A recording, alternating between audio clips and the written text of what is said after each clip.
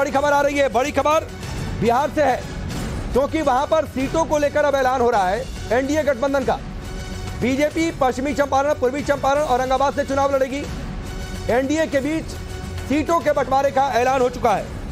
इस वक्त की बड़ी खबर, बीजेपी 17 सीटों पर चुनाव लड़ेगी और बाकी सीटें सहयोगियों में बंट रही हैं। जेडीयू 16 सीटों पर चुनाव लड़ेगी और पहले ही हमने इस बात का जिक्र किया था कि इस तरीके का फॉर्मूला हो सकता है। और बड़ी खबर यह भी है कि चिराग पासवान की पार्टी 5 सीटों पर चुनाव लड़ेगी। तो इस वक्त की बड़ी खबर है, बिहार में एनडीए में कौन कितनी सीटों पर चुनाव लड़ेगा।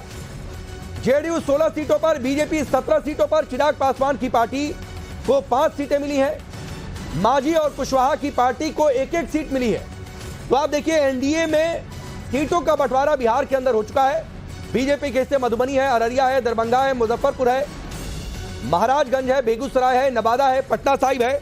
तो ये सीटें बीजेपी के हिस्से में गई हैं।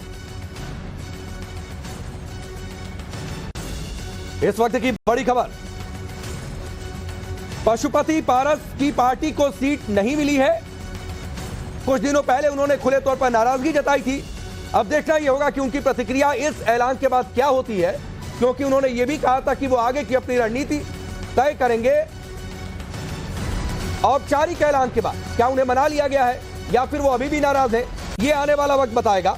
लेकिन फिलहाल जेडीयू 16, बीजेपी 17 सीटों पर। बीजेपी की सीटें हैं पश्चिमी और पूर्वी चंपारण, औरंगाबाद, मधुबनी, अररिया, दरभंगा, मुजफ्फरपुर, महाराजगंज, सारण, बेगूसराय, नवादा, पटना साहिब, पाटलिपुत्र, आरा, बक्सर और सासाराम।